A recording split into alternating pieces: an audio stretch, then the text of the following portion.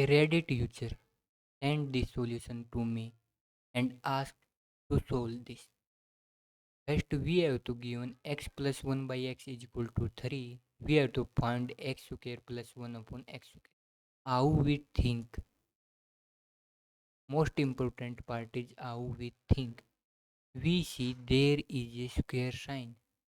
If we square both sides, x plus 1 upon x square equal to 3 square, we use this identity.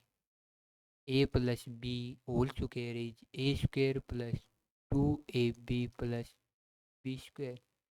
We use this and when we solve we get x square plus 2 times x into 1 by x plus 1 upon x square, which is equal to 9.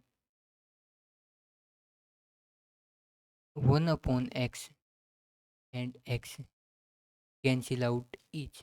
We get x square plus 2 plus 1 upon x square is equal to 9.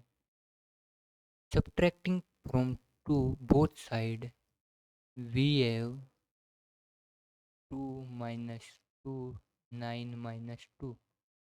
It will cancel each out, and finally we get the solution as x square plus 1 upon x square is equal to 7, and this is our final solution.